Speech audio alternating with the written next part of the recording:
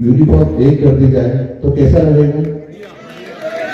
बड़े हाथ खड़ा करके समर्थन कीजिए।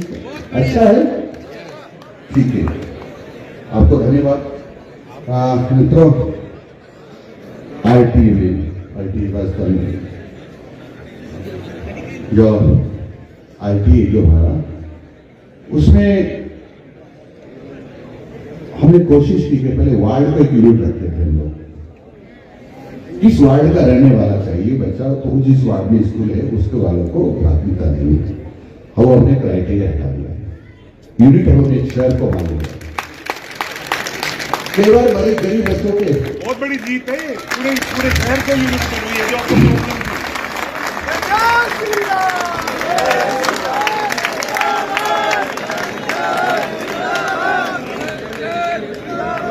कई बार उस वार्ड में स्कूल में कुछ बच्चे उस वार्ड में बच्चे स्कूल एडमिशन नहीं ले पाएंगे। हमने कहा कि नहीं, ऐसा नहीं होगा।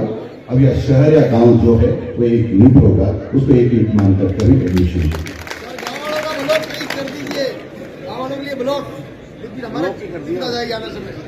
ब्लॉक में इतनी दूर से पढ़ने नहीं आ सकते बच्चे। जानता हूँ ब्लॉक 40-50 किलोमीटर का लेंथ भी होता है वो, क्योंकि गाँव में कई बार उनको उसमें कंफ्यूज था कि शहर का वार्ड है, गाँव में वार्ड हो जाता, नहीं देना होता उसको आगे लेके एडमिशन नहीं देता था। ये करते थे बड़े स्कूल, छोटे स्कूल नहीं करते थे, ये करते थे बड़े स्कूल। हमने कर दिया, कितना भी बड़ा स्कूल होगा उसको आईटी में एडमिशन देना ही पड़ेगा।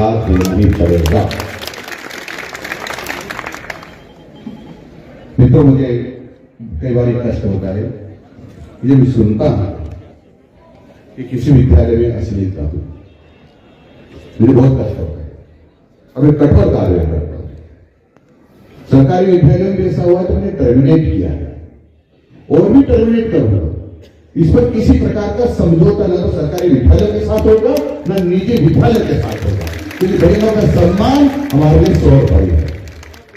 बहनों का सम्मान हमारे लिए सर्वोपरि है और छात्रों का हित भी सर्वोपरि है। कई बार चाहे सरकारी विद्यालय के हमारे गुरुजन हो या फिर निजी विद्यालय के संचालक हो, कि उनको इस कीमत पर राहत दीजिए कि चाहे बच्चों का नुकसान होता है। हम इस कीमत पर कभी भी किसी को राहत नहीं देंगे जिसमें बच्चों का नुकसान होता होगा। छात्र हमारे सर्वोपरि हैं, सर्वोपरि रहेंगे, क्योंकि उसके कारण आपका अस्तित्व हमारा अस्तित्व है।